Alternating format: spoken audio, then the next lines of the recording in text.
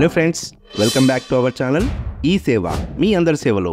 గృహజ్యోతి పథకం ద్వారా 200 యూనిట్ల వరకు ఉచిత విద్యుత్ అందించేందుకు తెలంగాణ ప్రభుత్వం కార్యాచరణ అయితే మొదలుపెట్టడం జరిగింది. అయితే ఈ గృహజ్యోతి పథకానికి ఎవరు అర్హులు, ఎవరు అనర్హులు, సొంత ఇంటి యజమానులకే ఫ్రీ కరెంట్ ఇస్తారా, లేక అద్దెకుంటున్న వారికి కూడా ఈ గృహజ్యోతి పథకాన్ని అమలు చేస్తారా, రేషన్ కార్డ్ లేని వారి పరిస్థితి ఏంటి అనే విషయాల గురించి ఈ వీడియోలో మనం చెప్పుకోబోతున్నాం.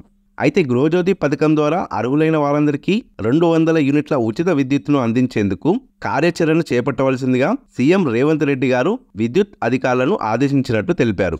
గృహజ్యోతి పథకానికి సంబంధించిన అర్హులను గుర్తించేందుకు విద్యుత్ శాఖ వారు మీటర్ రీడింగ్ చేసే సిబ్బందిని వినియోగించుకొని ఉన్నారు. ఇందుకోసం అర్హుల నుండి తమ Aadhaar number, ration card number మరియు మొబైల్ నెంబర్ లాంటి వివరాలను సేకరించనున్నారు. ఆల్రెడీ ఈ రోజు నుండే అంటే ఫిబ్రవరి 6 నుండే వివరాలను సేకరించడం కూడా మొదలుపెట్టడం అయితే జరిగింది. ఇప్పటికే కొన్ని ప్రాంతాలలో విద్యుత్ శాఖ వారు వాట్సాప్ గ్రూపుల ద్వారా లబ్ధిదారులందరికీ తమ మీటర్ వద్ద తమ వివరాలను అంటే Aadhaar number, ration card number మరియు మొబైల్ నెంబర్ని ఒక పేపర్పై రాసి అంటించాలని మెసేజ్ పెడుతున్నారు. మీటర్ రీడింగ్ తీసుకునే సిబ్బంది అర్హుల నుండి ఈ వివరాలను సేకరించి తమ హ్యాండ్ హెల్త్ మిషన్లో ఎంటర్ చేస్తారు. ఇలా సేకరించిన వివరాలను 6 గ్యారెంటీల కోసం పెట్టిన ప్రజాపాలన దరఖాస్తులతో ఫెచ్ చేయడం జరుగుతుంది. అయితే ప్రజాపాలన దరఖాస్తులు ఎవరైతే గృహజ్యోతి పథకానికి టిక్ మార్క్ పెట్టేసి అప్లికేషన్ పెట్టుకున్నారో మొదట వారికి మాత్రమే ఈ పథకాన్ని అప్రూవ్ చేయనున్నారు. ఒకవేళ ప్రజాపాలనలో దరఖాస్తు చేసుకోని వారు ఎవరైనా ఉండి 200 యూనిట్ల లోపు కరెంటు వాడుతున్న వారైతే వారు కూడా ఇప్పుడు దరఖాస్తు చేసుకునేందుకు అవకాశం అయితే కల్పించారు. అయితే ఈ గృహజ్యోతి పథకానికి అర్హుల విషయానికి వస్తే మొదటగా లబ్ధిదారులు ఖచ్చితంగా రేషన్ కార్డుని కలిగి ఉండాలి.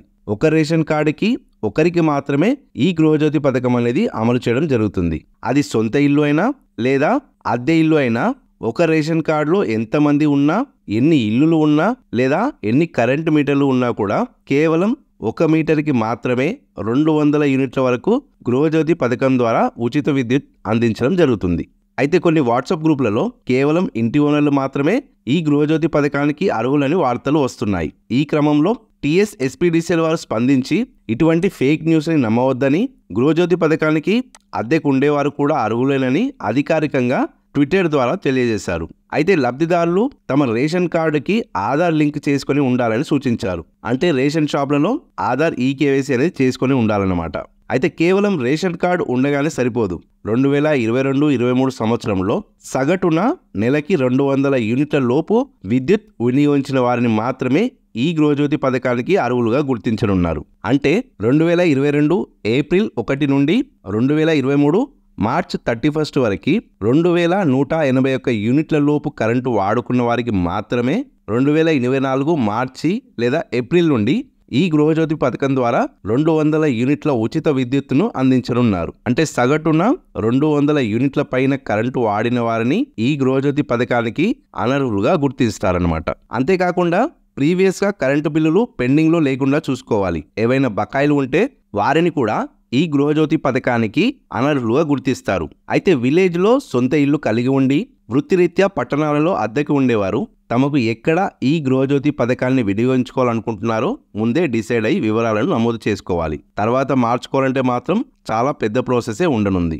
అయితే ఒకే రేషన్ కార్డులో 1 కంటే ఎక్కువ ఫ్యామిలీస్ ఉండి వారు అద్దె ఇంట్లో లేదా వేరే ఇంట్లో ఉంటున్న వారైతే వారిలో ఈ గృహజ్యోతి పథకం ఎవరికి అందిస్తారు అనే విషయంపై ఇంకా క్లారిటీ రావాల్సి ఉంది. అయితే ఈ నెల 8న జరిగే అసెంబ్లీ సమావేశాలలో గృహజ్యోతి పథకానికి సంబంధించిన విధి విధానాలు మరియు అమలు తేదీని సీఎం రేవంత్ రెడ్డి గారు ప్రకటించనున్నారు. ఇక రేషన్ కార్డ్ లేని వారి విషయానికి వస్తే ప్రభుత్వం తీసుకున్న నిర్ణయం ప్రకారం ప్రస్తుతం రేషన్ కార్డ్ ఉన్న వాళ్ళకి మాత్రమే ఈ గృహజ్యోతి పథకాన్ని అమలు చేయనున్నారు.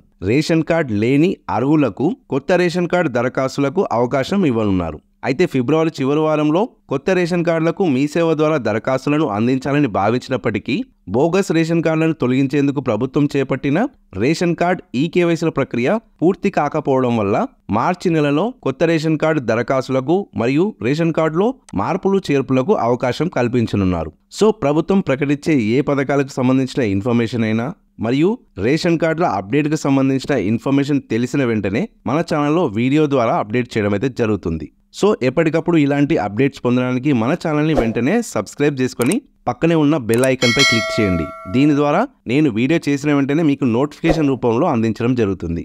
ఓకే ఫ్రెండ్స్, ఈ ఇన్ఫర్మేషన్ మీకు నచ్చితే వీడియోని లైక్ చేయండి మరియు అందరికీ షేర్ చేయండి. Thank you.